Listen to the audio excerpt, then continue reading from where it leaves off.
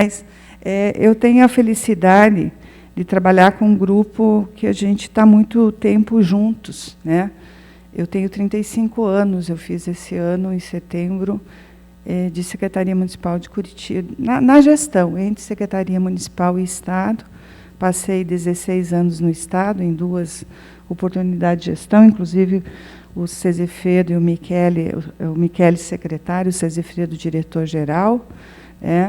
E agora, voltando à minha casa, onde eu comecei minha vida pública em 1986, terminando, acho que a minha carreira com esse desafio que me foi colocado em 2017 pelo prefeito Rafael Greca, com quem eu tenho muito orgulho e admiração, né? Uma pessoa única também do ponto de vista da preocupação com a nossa cidade. Isso ninguém pode... a gente pode ter divergências de qualquer ordem, mas ninguém aqui pode dizer que o prefeito não trabalha por uma qualidade de vida dessa cidade, por uma cidade sustentável, por uma cidade humana e que cuida da sua população.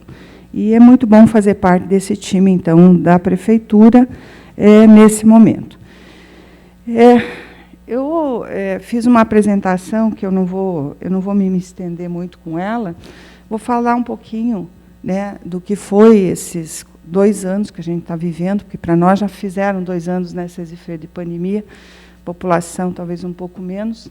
Essa é a nossa rede de serviços, eu acho que para entender um pouco da saúde em Curitiba, nós temos 108 unidades básicas de saúde, bem distribuídas aqui geograficamente, 9 unidades de pronto atendimento, 13 centros de atenção psicossocial, 5 unidades especializadas exclusivas do município, que nós temos muitos centros especializados dentro dos hospitais também, 2 centros de especialidades odontológicas, nós temos 2 hospitais próprios, muito bem administrados aí pela equipe que o Cesifredo comanda lá na Fundação Estatal de Atenção à Saúde, que é o Hospital do Bairro Novo e o Hospital do Idoso.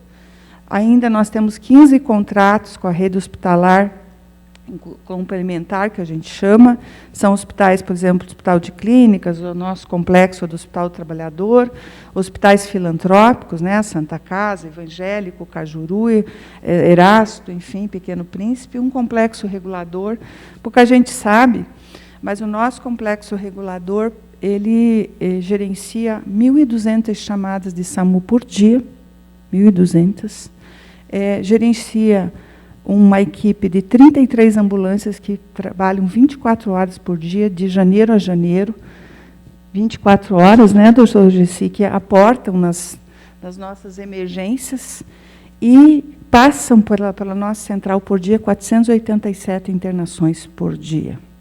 Né? Na segunda-feira, estavam nos acionando porque as ambulâncias estavam nas portas do pronto-socorro. Para nós, isso virou rotina. E o que me incomoda muito como secretária e gestora é que ninguém discute a causa. As pessoas nos cobram para ampliar, para mais gente se quebrar. Qual é a causa? Bebida e direção, atropelamento, violência interpessoal. E ninguém discute isso. As pessoas discutem, né, doutor Gessi, como é que nós vamos botar mais cama para mais gente quebrada? Eu quero menos ambulância. A gente que devia ter um programa de trauma zero nessa cidade. E isso envolve a nosso dia a dia. Acho que, bem colocado pelo Pasqualin, nós somos quem recolhe. Né? Nossa central de vacinas, que ficou muito em evidência, todo mundo conheceu. Né? A gente vai, o nosso centro de zoonose, que é um orgulho para nós, a gente tem uma equipe muito... Eu acho que a gente cuida da desratização dessa cidade, a gente cuida do controle de zoonoses, raiva, enfim, o nosso trabalho da nossa equipe é muito bom. E, felizmente, que a gente fez isso, porque ontem ainda eu estava lidando com um internamento psiquiátrico, porque a pandemia, gente, revelou uma sociedade ansiosa e que lida mal com a diversidade, que lida mal com o imponderável. Porque a pandemia foi imponderável. Ninguém, por mais que alguém previa, a gente sabe que teremos outras pandemias, tivemos lá a epidemia, por exemplo, do H1N1 em 2009, eu estava na secretaria, mas ninguém imaginava o tamanho e a proporção, e quais seriam as consequências que ainda nós não sabemos todas. Nós temos na Secretaria Municipal de Saúde 9.966 profissionais, né? Grande parte, em torno de 6.700 são profissionais da prefeitura, né, pelos estatutários, e nós temos mais 3.300 contratados pela nossa fundação estatal. Aliás, a fundação estatal foi um acerto nosso na gestão, lá em 2009, quando a gente criou a fundação, e eu fiz parte dessa história, porque foi a fundação que nos ajudou a passar pela pandemia sem tantos percalços, se a gente não tivesse. Isso é para ter uma ideia da nossa produção.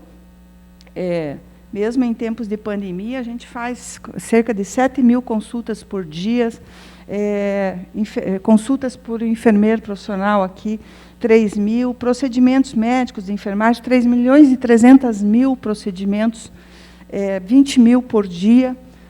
A nossa produção de saúde bucal, também em torno de 1.000, a gente caiu muito a saúde bucal por conta da pandemia. Nosso laboratório municipal, que é uma referência, não só para análises clínicas, mas também para todos os exames de controle, saúde ambiental, enfim, qualidade da água e outros. E as nossas unidades de atendimento atendem cerca de 1.800 pessoas por dia. Eu fiz uma cronologia, mas eu não vou ler, eu vou falar um pouquinho. A gente começou a trabalhar com a pandemia em dezembro de 2019, quando a gente já viu, né, todo mundo lembrava lá em Wuhan, todo mundo conheceu, quem não conhece, a gente não ouvia falar de Wuhan, todo mundo aprendeu China, foi olhar o mapa lá, e a gente começou a nos preparar. Porque eu digo, nós profissionais da área de saúde, as 14 profissões da saúde, a gente está sempre preparado, a gente sempre tem um plano de contingência, né? A gente não desiste nunca. Acho que tem uma característica do profissional de saúde não desistir nunca, né? Está sempre em prol, a nossa formação, qualquer ela, médico veterinário, enfermeiro ou dentista, enfim, nós lidamos, né, com o ser humano, com a vida humana, com a preservação da vida, e nós lutamos sempre, né? Tá no DNA de quem escolhe essas profissões. Então, a gente já tinha um plano de contingência, a gente ativou os nossos planos aí, e nós fomos nos preparando para enfrentar. Nosso primeiro caso de Covid em Curitiba foi no dia 11 de março de 2020. Exatamente, nós, na secretaria, né, a gente trabalha muito tempo junto, a gente tinha feito um bolão de quando teria o primeiro caso em Curitiba. Não valia nada o bolão, a gente brincava, porque lidar com essa coisa era uma ansiedade muito grande das pessoas, e quem ganhou o bolão fui eu. Não porque eu sou secretária. E eu joguei dia 11 de março, a gente teria o primeiro caso, porque eu fiz uma conta basilar. Como era um vírus respiratório, e que ele tem um ciclo, as pessoas iriam viajar para o carnaval, e quando voltassem iam trazer o vírus para o Brasil, e dito e feito, né? O primeiro caso foi 26 de fevereiro em São Paulo, e nós em Curitiba 11 de março, que são exatamente 14 dias, se vocês contarem, do carnaval de 2020. Foi a conta que eu fiz, quando eu fiz, daí todo mundo brincou, mas por que eu joguei 11 de março? Por esse conhecimento. O que me diz, o que me colocou também frente no enfrentamento da pandemia, a lidar com a evidência. Quando você lida com incerteza, imponderabilidade, vá pela ciência, vá pela história. Acho que o Dr. Clóvis e outros, né, que me antecederam, a gente tem que olhar para o que já nós temos conhecimento agregado. E a pandemia trouxe para nós uma necessidade, então, da gente trabalhar todas as ações que nós fizemos, integração. Nós tivemos que nos juntar do jeito que deu. Tivemos que trabalhar não só a questão da assistencial, que nós tivemos que organizar, ampliar leitos, nós chegamos a ampliar nessa cidade, chegamos a ter 550 leitos exclusivos para a Covid, exclusivos, 550 leitos de UTI, e não era um fake.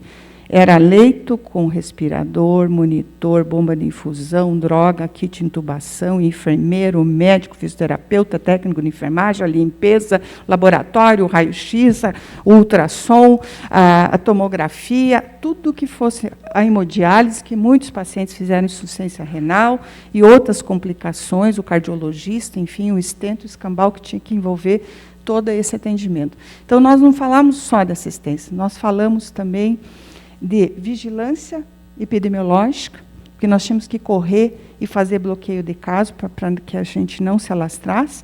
Nós tivemos que trabalhar toda a questão de envolvimento da sociedade e comunicação, né, com a sociedade, que foi a parte mais difícil, né, convencer o cidadão que era um vírus respiratório, que tinha que usar máscara, que tinha que manter distanciamento, que era isso que ia preservar a vida até que a gente não tivesse uma droga e uma vacina. E nós tivemos que lidar com medidas, que foi o pior da minha vida pessoal e profissional, a colocar limites nas pessoas com os decretos que nós fizemos, que foram os inúmeros decretos que a gente...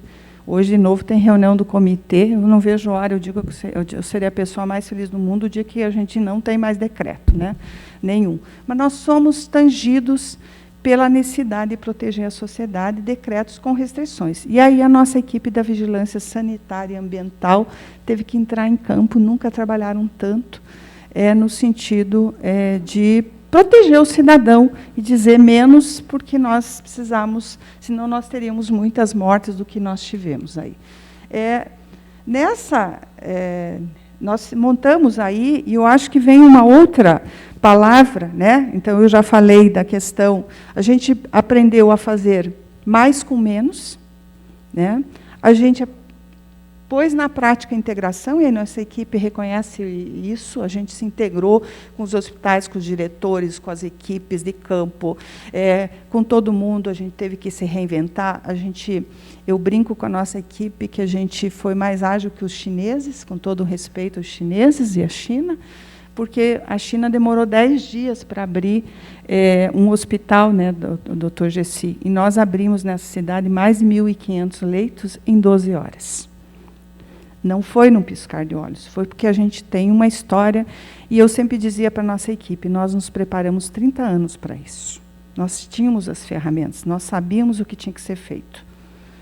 O grande problema que a gente teve foi que muita gente não acreditou na ciência, infelizmente, e nos cobrou medidas que agora se mostram, depois de 2 anos, totalmente inócuas. O tal kit intuba, kit precoce, a gente foi muito cobrado, o hospital de campanha, quando a gente tinha uma estrutura muito boa, com hospitais de verdade, porque eu preciso fazer hospital de campanha. Preciso fazer hospital de campanha que não tem nada para oferecer. Daí arma uma barraca e põe gente embaixo. Mas quando a gente tem estrutura, a gente tem que ampliar, porque lá está o tomógrafo, lá está o intensivista, lá tem uma estrutura muito melhor, de proteção, inclusive, para a equipe dos trabalhadores. Você não faz uma paramentação no hospital de campanha que você faz dentro de uma estrutura hospitalar para a nossa equipe, proteção da equipe. Isso foi muito difícil. Então, a gente teve que viver também esse dilema de não trabalhar com evidência e com a sustentabilidade das decisões que a gente tomou. Nesse andar da carruagem, eu acho que outra coisa que a gente teve que inovar muito. E toda vez que a gente fala de inovação, a gente montou central, a gente virou leito, a gente fez WhatsApp, nós montamos uma central coronavírus agora, que virou a nossa central saúde 4.1. Toda vez que a gente pensa em inovação, a gente pensa em tecnologia. Ela está muito associada, né, com tecnologia. Mas a maior inovação que a gente teve na pandemia, claro, a tecnologia destravou nós tínhamos uma vedação do Conselho Federal de Medicina com relação à videoconsulta, enfim, isso destravou. Acho que a tecnologia nos ajudou muito ao atendimento remoto, mas o que mais, a inovação maior que a gente pôde e aprendeu nessa pandemia foi a humanidade, o respeito, trabalhar com aquilo que a gente tem, né? E com a diversidade que a gente tem, unindo forças. que eu acho que é essa grande inovação. Eu acho que os palestrantes que me antecederam falaram muito disso. A gente pode viver com menos, pode manter vidas, né, e cidades, situações sem tanta invasão, sem tanta homogeneização, porque a gente tem uma cultura de homogeneização, tudo pela média, né, respeitar as culturas, as diferenças, as diversidades, né, e ter uma sociedade saudável e feliz, sim, é possível. Também pensar a inovação não como só na tecnologia, só na inovação de coisas, mas a inovação é manter aquilo que a gente tem e fazer bem feito aquilo que a gente sabe fazer. Não vou falar muito aqui dos decretos, enfim, de tudo que a gente fez, capacitação, a gente teve que interferir no transporte coletivo. Depois a gente tem um estudo que a gente vai publicar que mostra que o transporte não foi o problema, até porque a gente tem uma adesão bastante grande do uso da máscara e todo o trabalho que a gente fez. E eu acho que a gente tem também a pandemia acelerou o processo. Uma das coisas que me chamou muito a atenção nessa interação que o mundo promoveu foi que, rapidamente, eu acho que vocês lembram, o vírus, em março, nós já tínhamos o sequenciamento genômico do vírus, coisa rara, quando em outras pandemias nós demoramos, acho que da última, 7 ou 8 meses para isso acontecer. E o segundo momento, acho que muito rápido, a gente teve uma vacina muito rápida, gente. Por conta dessa integração de todas as que o mundo viveu e que a tecnologia nos permite hoje. Então, hoje a gente tem o Paraná como o primeiro estado com a cobertura vacinal completa, porque não adianta sair correndo que nem cavalo pangaré, eu digo, sai na frente, usando segunda dose como primeira, e agora não completa esquema vacinal. Esse é o grande risco que o país vive hoje, que ao não completar os esquemas vacinais, nós vamos ter as variantes do vírus, novas cepas, e isso pode retardar aí o recrudescimento, né? A gente ter mais tempo com restrições que a gente vem passando. Nós fizemos várias inovações, esse é o nosso painel, quem não conhece, aí tem todas as informações da Covid, eu não vou me detalhar. Esse é o dado aí nosso do último dia que a gente vacinou. Nós temos uma excelente cobertura aí com relação à primeira e segunda dose, reforço. Agora acabei de saber que a gente vai receber mais vacinas. Provavelmente vamos completar o grupo de adolescentes logo. A gente fez muita parceria, a gente teve muito apoio para os nossos profissionais de saúde, apoio psicológico. Foi muito difícil lidar com o vírus. Profissional que estava no fronte, tivemos voluntários de as Mãos Sem Fronteiras, enfim, profissionais anônimos aí, nós tivemos mais de 3.000 voluntários nos ajudando nas várias apoios das equipes na vacinação, que também vieram nos ajudar para apoiar nossas equipes aí, nas capacitações e nas inspeções. Nós chegamos a fazer esse ano de janeiro a agosto, com a nossa equipe de vigilância, quase 10.000 inspeções aí com relação ao enfrentamento à Covid em Curitiba.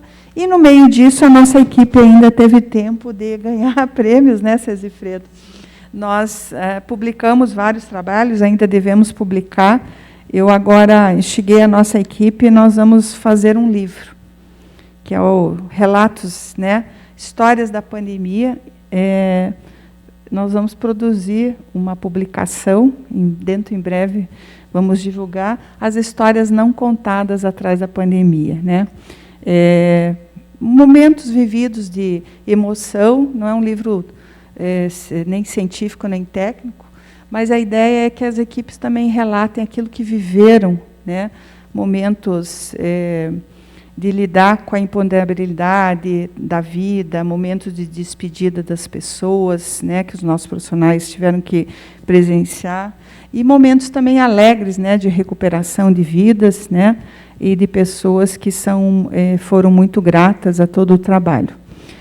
Eu acho que eu tenho uma palavra que às vezes eu digo para a nossa equipe, que palavras o tempo leva. atitudes e ações ficam.